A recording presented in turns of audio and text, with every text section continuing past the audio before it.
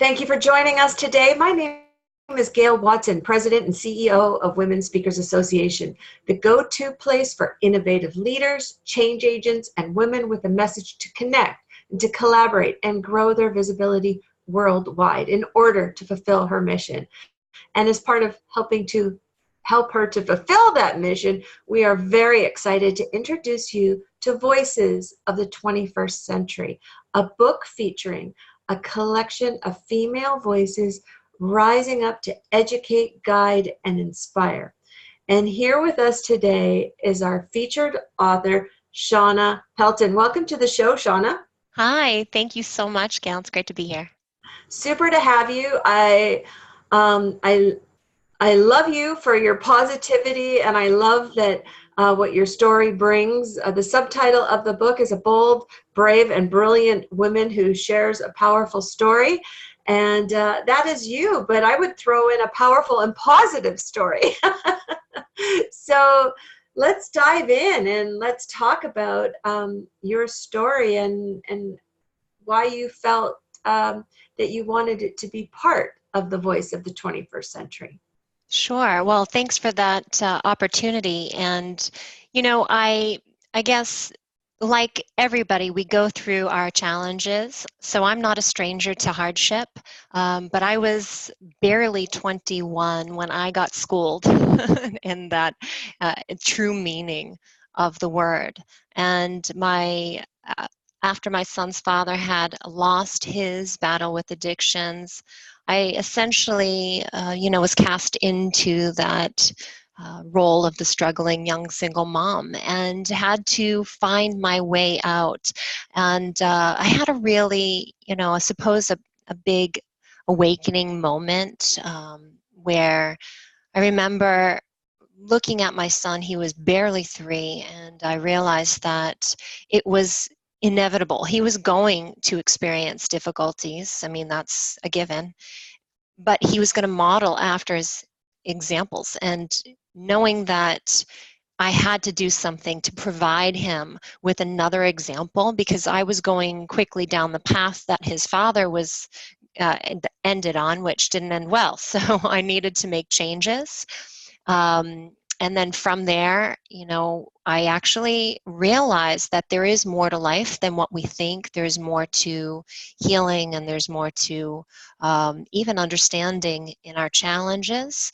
And that's, essentially what moved me in this direction, and really wanting to be not just the better example for my son's sake, but also to really uplift others and to let people know that there's another way to navigate the difficulties of our life. It's such a precious time for you, I guess newly married, new child, and with such um, a tragedy, really. Addiction is hurts in so many different ways. Yeah. And the loss, I mean, you've taken such almost a rock bottom moment and really transformed it. I mean, so how is that showing up in your life today, that transformation? So what's interesting is I actually realized I needed to seek for something that I didn't already know. And it was this weird realization that this traditional model that we are accustomed to, where it's like, okay, if you have a sickness, then you need a drug. If you have, emotional issues, then you need to talk. I'm certainly not dismissing these things at all, but it was like almost like they had their limitations for me.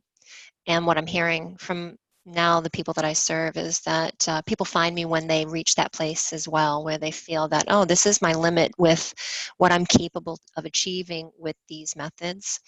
And so having gone through that journey myself of, really navigating that unwalked path, that terrain, I suppose, if you want to call it that, and gaining the wisdom of what it takes to understand life, understand yourself, understand the purpose and meaning behind all things, and then being able to share those gifts has really been what I've, I suppose, taken from that, and helping people through that same journey. You know, I call it the quest.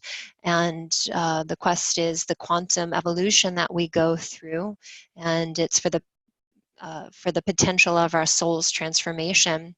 And it reminds us that we are in fact creators, and we're here to manifest our heart's desires for more life. And if there is not something that is looking like life, meaning anything that's the opposite of life, is like causing you to constrict. It causes us to collapse. That's not life.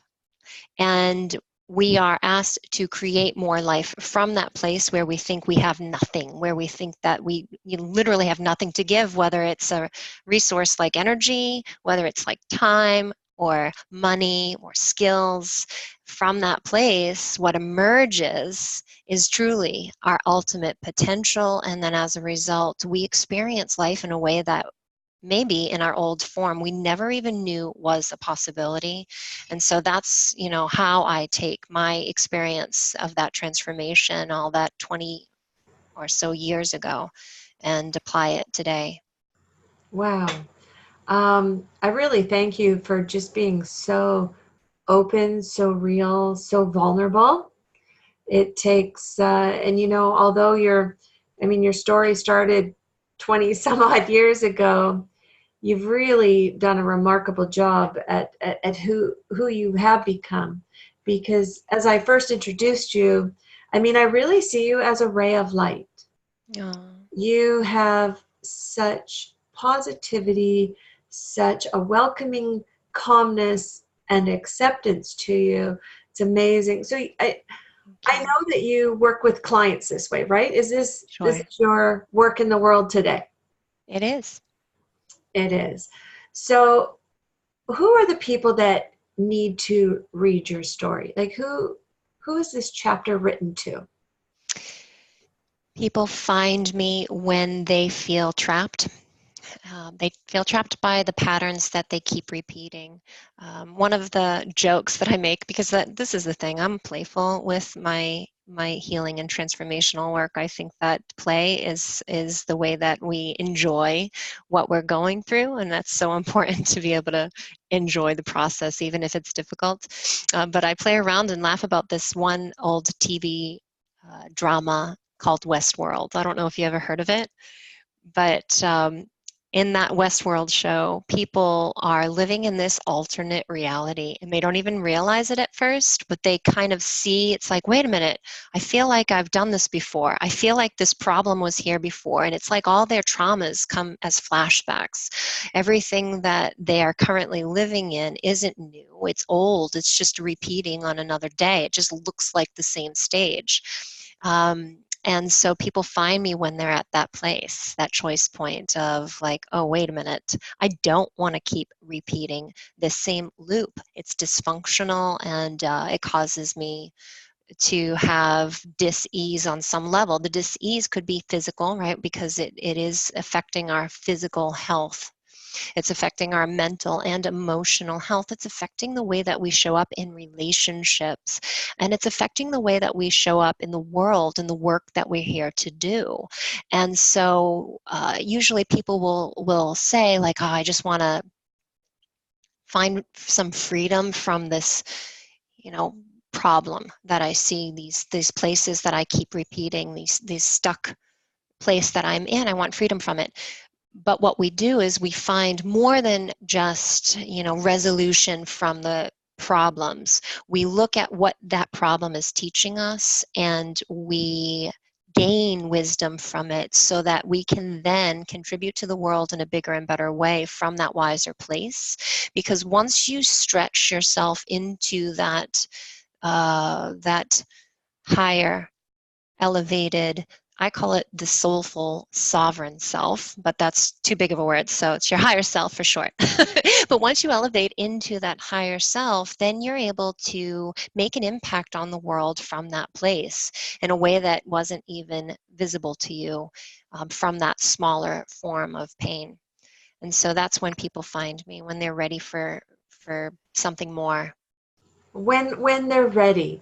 So I can see that when they're ready, yes, I want to get there, I want to get there.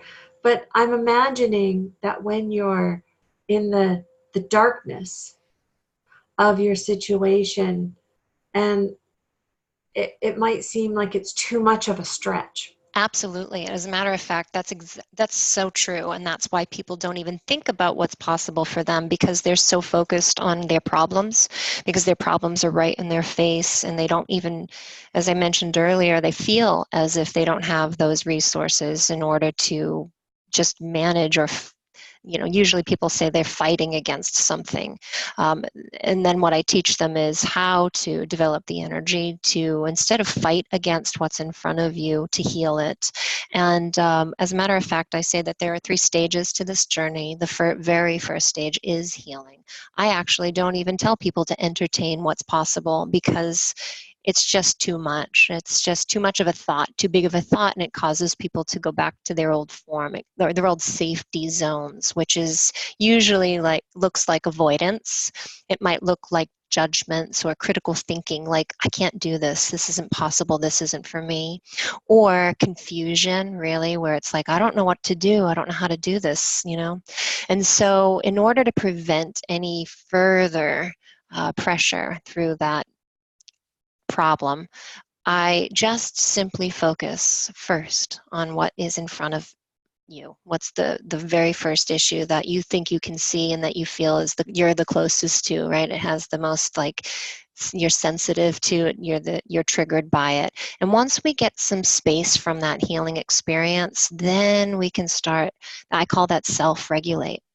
Then the second stage, we can start to co-regulate, because it's first about getting your inner world in order and having the ability to manage yourself, manage your thoughts, manage the stories, that inner narrative, that story you have about yourself and about life, the belief systems that you have, and also, as a result, the behaviors that give rise to what you create in this world. The behaviors are, when we're in our weak place, it's the fight or flight response. It's that chronic stress response.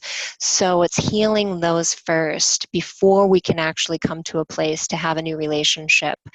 And that relationship phase, that second phase, we have to remember, it's not just about the relationships that we have with our loved ones, but it's the relationship that we have with everything that shows up for us.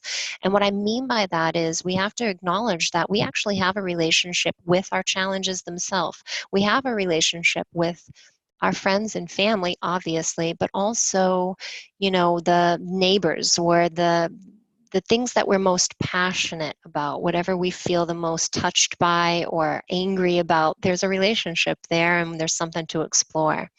And then once we get through and navigate that terrain and develop the skills there, then we can start exploring how to unleash our potential out into the world. So you can see that it's a really nice framework, if you would, to support people through that development process, so they have success. Ultimately, that's what I care about. I care about results, and that's the way that I found the most success in getting those results. I love it. I love it that you've simplified it.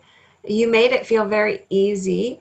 Um, I just want to thank you again. You bring such, not only do you bring that light and that warmth, you're also bringing some ease and making it very easy to help release us and help us find that hope and potential. So Thank you, Gail. you're amazing. And I just feel like I would love to sit here all day and just keep talking to you, because you really give a lot of clarity and make a lot of sense of different things. And so if you're listening today and you want to get to know Shawna a little bit more and dive a little bit deeper into her story, then you need to order her book. And Yeah. I just think, I can't help but think it would be really cool, especially if I'm feeling in a dark place, or I'm ready. I want to find that hope, or maybe even I know somebody, someone close to me in my world is in that place. I think it would be a beautiful gift to offer somebody, even with a personal note from you in it to the receiver. That's a So, great idea. okay, great. So how do we do this? Where do we contact you? How can we get your book? So people can find me at shawnapelton.com, and the book will be available from there, my website. Okay, perfect. So shawnapelton.com. That was easy. Yeah.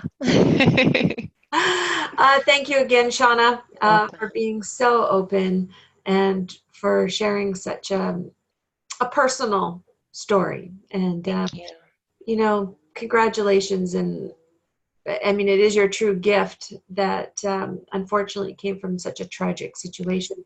But Thank you. how you've just transformed it into serving this world to make it a better place for people. So I love you for that. Thank you so much. You're And to our welcome. listeners, thank you for joining in today. Really appreciate you sharing your time with us. And we look forward to sharing more amazing stories from amazing women all around the world. Thanks for joining us.